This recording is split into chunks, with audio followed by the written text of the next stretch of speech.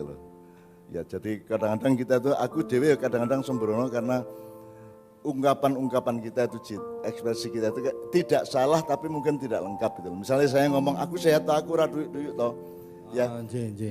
Ngomong aku sehat itu pada hakikatnya kan salah. Nek kasat moto dan linier benar saya sehat.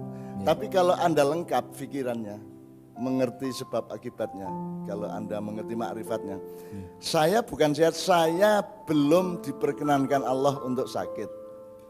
Salah satu kemungkinannya. Atau gini, saya sehat kan pas Allah memang memberi saya kesehatan. Kalau nanti 5 menit lagi jebol saya dikasih yang lain ya, itu kita relatif, kita nggak tahu, kita nggak berdaya. Nah, itu yang disebut tauhid, itu yang sebenarnya yang disebut waspada. Makanya Rasulullah kan bikin ightanim khamsan qabla khamsin itu. Jagalah atau waspadalah terhadap 5 sebelum 5. Wis saiki golek dhewe jal. Rasulullah merumuskan. Masa mudamu sebelum masa tuamu, sehatmu sebelum sakitmu. Apa meneh? Kayamu sebelum kowe kan bujanganmu sebelum rabimu gitu. Ya. Apa meneh? Hidupmu sebelum matimu. Jadi itu Rasulullah itu, saya menyebutnya Rasulullah itu kan sarjana paling utama di sepanjang sejarah. Jadi dia kaum intelektual yang sangat tinggi tingkatnya. Dia jenius, beliau itu jenius dan IQ-nya tidak tertandingi oleh semua manusia yang lain di sejarah manapun. Karena Rasulullah itu kalau bikin hadis, kalau bikin apa-apa itu wis dirumuskan cetok ya loh. Ya, jadi kowe kelingan 5 sadurunge 5 ya.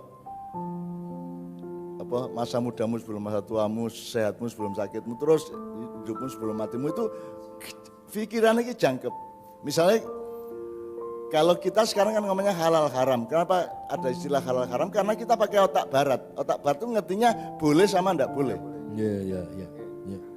Kan gitu, makanya rumusannya hal haram. Kalau Rasulullah kan enggak halal haram, wajib haram. Jadi di antara wajib dan haram itu ada 3. Wajib, sunat, mubah atau halal, makruh. Jadi itu pikirannya sangat sempurna Rasulullah itu. Jadi saya menyebut Rasulullah bukan hanya ahsani takwim, bukan hanya itu, jenius. Orang paling jenius, orang yang IQ-nya paling tinggi lah. Rasa nandingi Kanjeng Nabi gitu. Kue cerdasnya pol kayak. Dan itu ternyata kecerdasannya tidak di sini tapi di sini toh. Buktinya yang mencerdaskan beliau adalah setelah Allah mengolahnya melalui malaikat Jibril dadanya. Nah ini kadang-kadang teman-teman semua kan, kok orang mikir, memang pikiran di sini, tetapi ini hanya anak buah dari ini gitu loh. Nah ini saya kira struktur ini yang belum dikenal oleh ilmu dan psikologi modern. Makanya aku sok-sok kutungguin ndelok wong-wong ki tangane Gusti Allah ngono kae. Gusti Allah di atas sana. Dan seterusnya ya. Jadi tapi itu saya paham, tetapi sebenarnya memang banyak sekali ketidaktepatan dalam pemahaman dan ilmu pengetahuan modern itu. Maka kita sebisa-bisa seperti tadi sampai saya bengok-bengok itu karena saya jengkelnya luar biasa kepada apa yang terjadi di dunia sekarang ya. Semua itu orang mateng.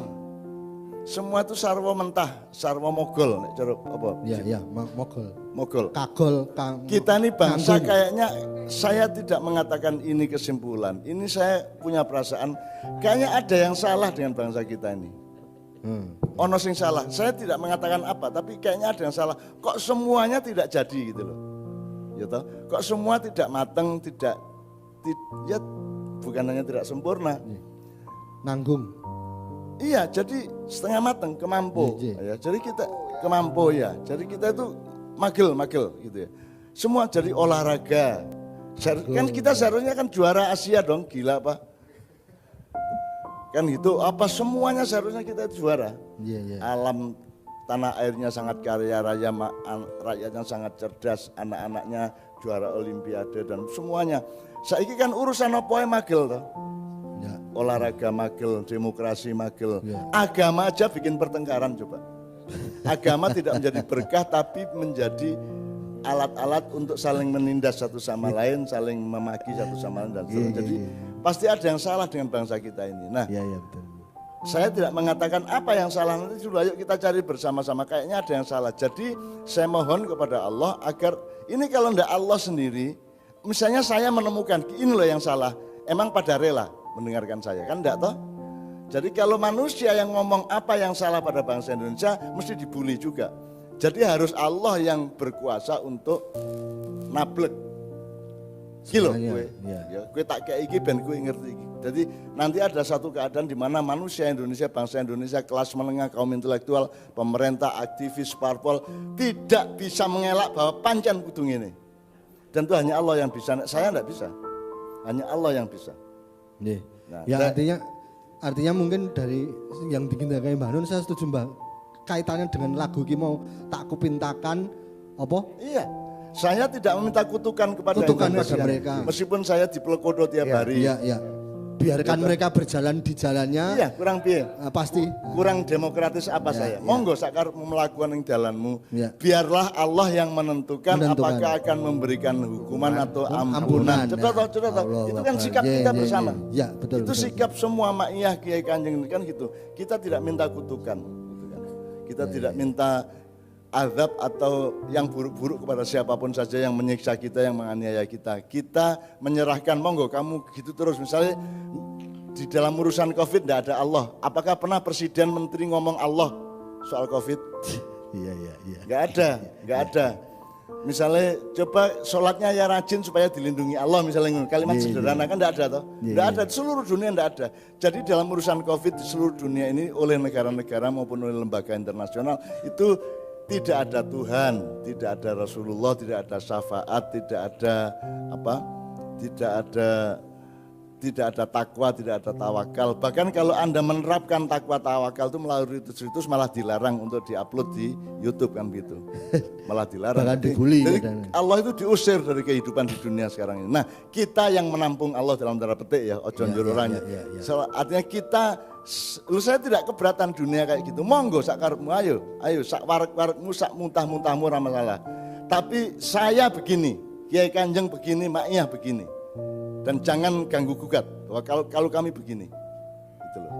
Aku ya orang ganggu kue, engko ya rasa ganggu aku. Betul. Nah, bagi kami tidak hanya prokes tapi juga protaf.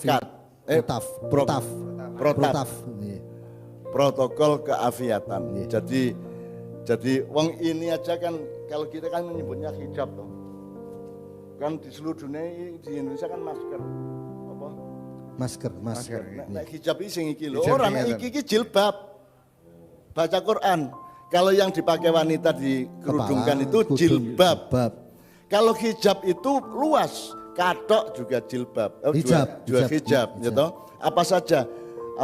Tembok di WC di Jumbleng itu juga hijab, gitu. Terus butanya hatimu terhadap hidayah Allah itu juga hijab. Jadi hijab itu sangat luas gitu loh.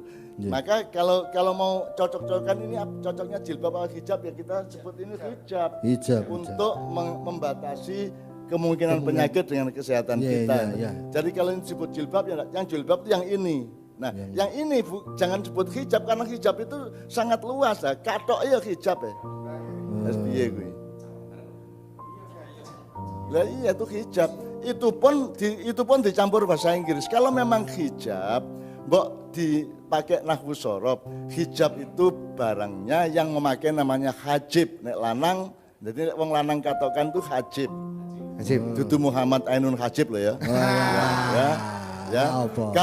Kalau perempuan hajibah, jadi wanita-wanita di Jakarta yang ayu-ayu yang memakai hijab itu namanya hajibah. Hajibah kalau zamannya hajibat kan gitu. Kok hijaber gitu? Kok hijaber? Kowe iki Inggris apa Arab? Ora cetha kok menungso iki. Gitu loh. Kok hijaber? Saiki nek gamelaner. Musiker. Alah.